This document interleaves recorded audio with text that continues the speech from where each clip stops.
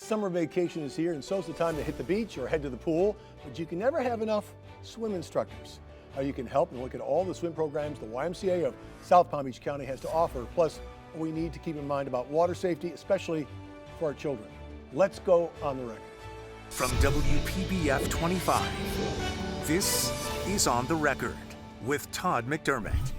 Good morning. The YMCA of South Palm Beach County wants to give more swimming lessons. They have the pools, they need the people. So Jason Hagensick, CEO of the South County Y, and Libby Moon, Associate Director of Water Safety, are here to fix that. We will fix that today, promise.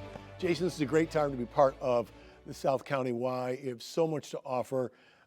First of all, you have a lot of aquatic programs that we need to go over. Yeah, we do, and this is the 175th anniversary of the YMCA in the United States. And our YMCA of South Palm Beach County, we have YMCAs located in Boynton Beach and Boca Raton. And we're here to talk a little bit about aquatic safety and swim lessons and the need for swim instructors. So I'm excited to be here. Thanks for having us. Let's bring Libby in because this is your area, Libby. Yes. Let's talk first about the need for instructors. I know you're close. The number is close. We can close the gap today, I think. I hope so. Okay, so I hope so. How many do you need? I would love to even have 5, just so then we can serve the 300 more students. I think the big deal is the more instructors that we have, the more lessons we can continue to provide. So kids are, there's always going to be a demand for swim lessons, and our YMCA and YMCAs across the county and across the country want to be there to help families with this important need. Well, I was going to ask about demand. Do you have instructors for everybody who wants to take a swim lesson at the 2 Ys right now, or do we need to fix this today? We definitely need to fix this today because the need and the desire to have swim lessons is great. With 37 drownings in the state of Florida already, we have to have more swim lessons, and that takes instructors teaching individuals how to swim. It's just a reminder that water is everywhere here in South Florida. Mm-hmm. It feels like nowhere else. It's just so much, and there are dangers there. Let me talk more about instructors for a minute, though. Tell me about the perfect swim instructor. Who qualifies for this? Okay, well, definitely patience. Okay. But the overall desire to want to teach someone a life skill that is a life or death situation, and just the passion behind that. You have to have patience, Yeah. too. I mean, you're working with kids. Sometimes you're working with adaptive needs children. Often you're working with adults and seniors, so I think patience is extremely important. A dedication, a joy. I mean, you're going to be in the water for a long time, so that takes a unique individual as well, but anybody can do it. It's not incredibly difficult. We'll teach you, we'll train you. We'll give you all the tools that you need to be successful with it, and we'd love to work with you if you have any. If you want to get your lesson certification, we'll put you in the pool as quickly as we possibly can. All right. I get beaten up in my own pool at home, my little girls. I will ask you this right now, though. You make it sound like it's a commitment, and it is, but you get something out of this, too, as a swim instructor, don't you? I mean, there is a benefit besides getting paid for it. I think it's a lot like being a coach. You're teaching somebody something that is going to have a positive impact for the rest of their lives. This is something that we often say in the YMCA. It's not something that you necessarily want to do. It's something that you need to do. If you're a parent and you have a small child, you need to get them safe in and around the water. So you need, especially in Florida, you talked about that we're surrounded by water. So this is something that as a parent, as a child, you want to give them the skills that they need in order to be safe in and around the water. I have to share something personal because my father tried to teach me to swim. He was not good at it. Yeah. He was a little impatient, Yeah. and I learned to swim at the YMCA. Awesome. I really did. You got to share which YMCA. Well, that would be in Buffalo, New York. All where I right. grew up. All right. That's the one. Indoor pool, I hope. Yeah, it's an indoor pool. But they took us to outdoor pools during the summer, where it gets really hot and muggy. You mentioned again, there are 2 Ys in South County. There's Boynton Beach, but I'm very familiar with that one. Yeah. And there's one in Boca Raton. People need to know that they have access to a couple different facilities. Yeah, there's actually going to be a 3rd YMCA coming on, which is our partner YMCA in more central Palm Beach County, which is the YMCA of the Palm Beaches, is just building a YMCA in Lake Lytle. So they would appreciate that I would put a plug in there for them. They're hoping to have that facility open sometime towards the end of this year, first part of 2027. So for us, water safety is such an important aspect of a family and a child's life. We don't care where you necessarily get safe in and around the water. We just want to make sure that you do. We'd love for it to be at the YMCA. Well, and also, speaking of which, as far as an instructor goes, age requirements, education requirements, swim skills, what goes into actually screening an instructor? So for instructors, the YUSA has now had it be where it's 15 years old. Okay. You have to have your CPR, AED, first aid, and oxygen. But in other areas such as WSI, American Red Cross, there's other ways of having a swim instructor certification. What if I really want to be a swim instructor, but I'm not quite there? What do I do? Not quite there, definitely take swim lessons. Okay. I mean, I'm happy to work with the individuals always. And just, I mean, so for as far as being able to have the capability of doing a 25 freestyle, a 25 backstroke, breaststroke, not very much of a butterfly, that's okay. Okay. To That's a be able showy to- stroke, though, you know. Yeah. Yeah, Butterfly. it's hard. showy. It's the hardest one. Yeah. And then you can definitely, so being able to perform, to do treading water. And so, but again, it's one of those things, yes, you have to be proficient, but that can also happen as you go. That's good to know. So, Do you find that there are certain age groups, certain people who work better with certain age groups in teaching them? oh, most definitely. I mean, for me, my sweet spot, I always like the little preschoolers and the youth. Some people prefer teaching adults. Some people prefer teaching the babies, the infants. Sure. I Go ahead. If I could just, I think if you switched or flipped that question, you might say that being a swim instructor is a great job for a high school student that's got the summer off, that's a college student that's coming home for the summer, maybe even a teacher that's got the summer months off. So it's a flexible job. You get to create somewhat your own hours. So to answer your question specifically, if you're just close, we're going to help you try to close that gap. One more quick question. Can I speak Yeah. to, I'm sorry, You can. can I speak to the ESE teachers? I mean, or any individual that works with individuals that are neurodivergent. That is a high need. High value. And so. All right, so now somebody's yes. out there right now. What do they do if they want to sign up? Go to our website, the ymcaspbc.org/careers. You'll learn more about the job opportunities, not just swim instructors, lifeguards, summer camp counselors, front desk, anybody that wants to work for the YMCA, at least our YMCA, ymcaspbc.org/careers. Got it. Jason Libby, thank you so much. Thank you. We have so much more to talk about concerning South County Y and swim instruction. Next, a look at the South County YMCA's adaptive swim program when On the Record returns. You're watching On the Record on WPBF 25. Welcome back. Welcome to Jeff Bergazzoli and Alessia Lotico. Jeff, you're the YMCA of South County's adaptive swim instructor, the lead instructor. And Alessia, you have a child who went through the program and really excelled. We have a lot to talk about when it comes to that, from the beginning to where you're at now. But Jeff, first give us an idea of what the adaptive swim program is. Sure, thank you. The Adaptive Swim Program focuses on one-on-one instruction with children with diagnosed special needs. And they run in packages of 8 lessons, 30 minutes in length.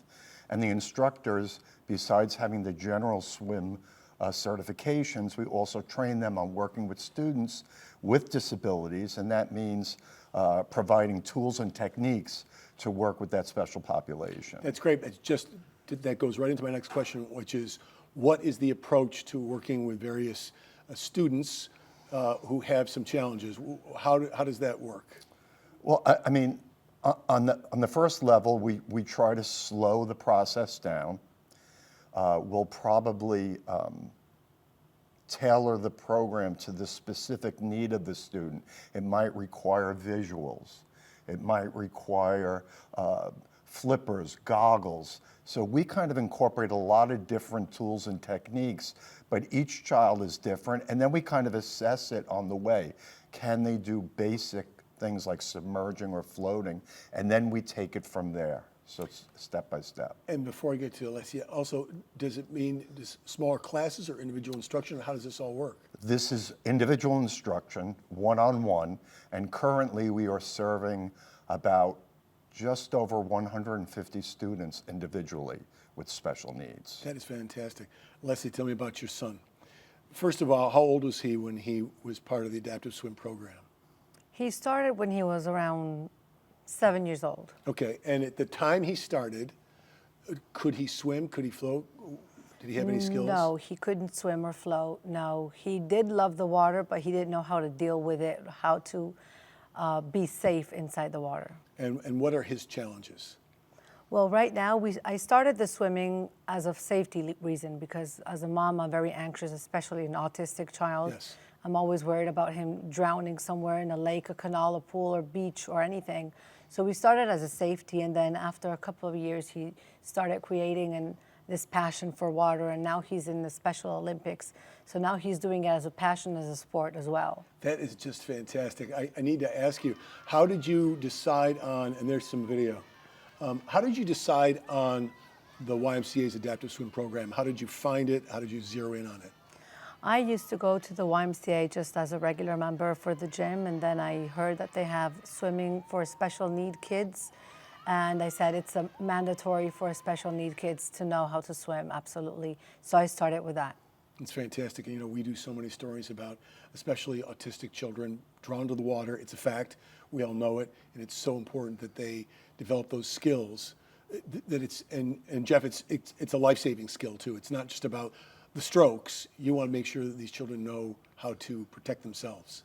Exactly. So we emphasize water safety as well as swimming. How to approach a pool, how to enter a pool, how to climb out of a pool, how to navigate when maybe somebody may not be in the area to help you. So we start with the life-saving techniques always on the top, and then we add floating and strokes, and eventually that student then is self-aware when they get into a situation around the many different bodies of water that we have in Florida. I want to circle back to the Special Olympics because this is, you couldn't have decided that we're going to get him swim lessons at the Y, and then he's going to compete in the Special Olympics. That probably wasn't top of mind, but what a wonderful chapter for him to do that, and he must love it. Yes, he does. As I said in the beginning, he did start for safety, and as an anxious mom, anxiety, thank goodness, was out of the way once he learned how to swim and float and all that. But then I didn't know that he was going to fall in love with the sport itself, and then not only it's therapeutic, it helps him calm down, sleep at night, the safety part, and the fact that he's working out because it's a sport that works out your entire body. So it makes me happy that he's happy and safe. So I think you just gave the recommendation, but what would you tell a parent who's out there thinking about signing up for the adaptive swim program at the Y? Mandatory. It's especially here in Florida, you need to sign up your child to swim, and then you never know. Maybe he develops a passion, and maybe it becomes a sport, a hobby, something he loves to do. And speaking of loves to do, Jeff, I have about 30 seconds. Sure. This clearly is something you love to do. This has given back a lot for you, I believe. Absolutely, and it actually goes back to me growing up with an uncle with special needs. He had cerebral palsy, so that's always been in my system. And I've always carried that through, and I always felt these kids needed just the dignity and to be able to push them like anybody else. So yes, when you hear these stories, it just warms your heart. Thank you both. Thank you. We have Thank one you. more segment, and we'll be right back. This is great. Welcome back to our Safer Summer Swimming Program. Don't try to say that 3 times fast. With the help of the YMCA of South Palm Beach County, Krista Casada, the Y's Aquatics Director, joins me. We want to talk very basics here about safety around the water, what you can do to protect your family, protect the kids. Let's just start with safety at pools, starting with fences and barriers, because that's kind of a must. I think so. I want to say drownings are 100% preventable. And as a simple little device, you can get at Target, Walmart, Home Depot. It's a door alarm. When the door opens, it makes a noise. And then there's also barriers around pools. Some houses also have the barrier and the fence, so they're giving it double layer. But we want to make sure that we're protecting our kids and watching them before an incident happens. Now, besides the barrier itself, and I want to talk more about the alarms if I could, but besides the barrier itself, it's also the gates are important, correct? Especially if they're self-latching. So like once you open it and you go behind you and it closes by itself. So that's what that key important part right there is, that it closes by itself. So not only latching, but also it swings closed. So a child couldn't come along after you've walked away and get in through that gate. Exactly.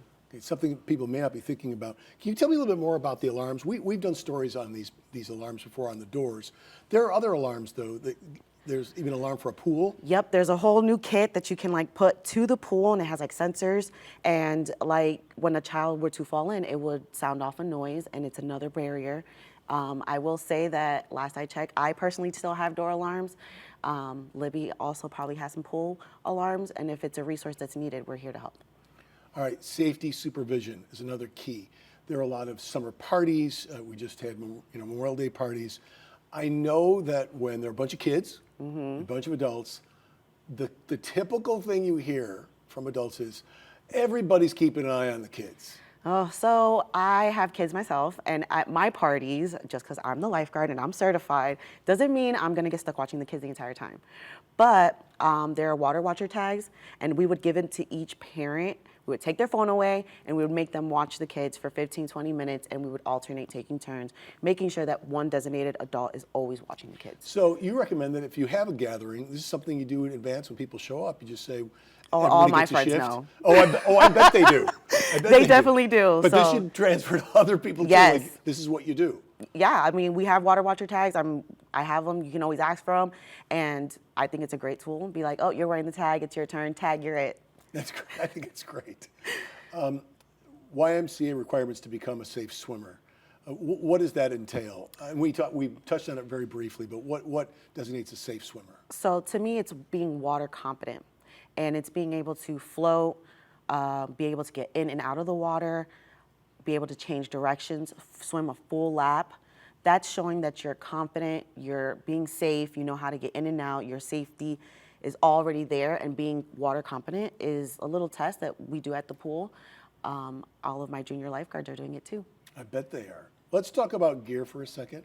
I want to address something very specific, and that is goggles and where they fit into swim instruction and swimming safety.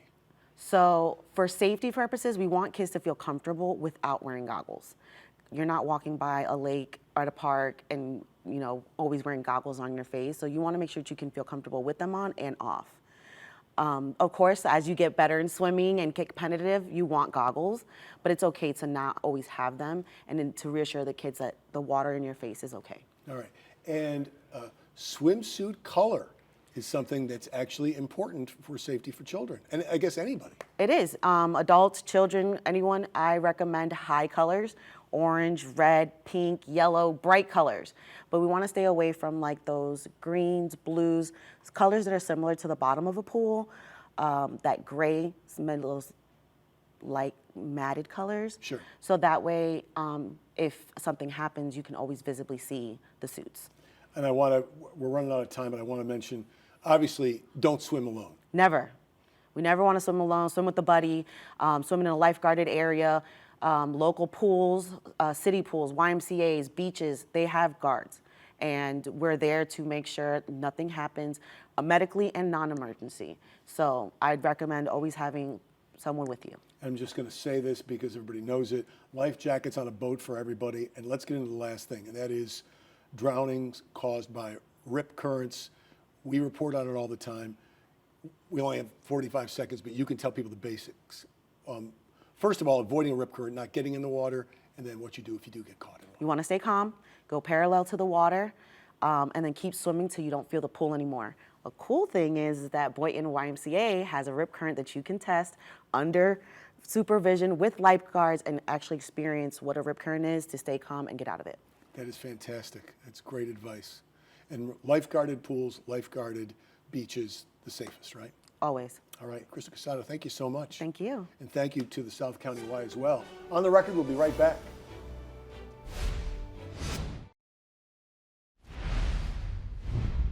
Thank you for making us part of your morning. As always, we encourage you to be part of our discussion each and every Sunday right here at 10 a.m. Till the next time, you can watch this morning's On the Record episode and every episode on our website, WPBF.com, and on the free WPBF 25 News app. We hope you have a wonderful Sunday. We'll see you again next week.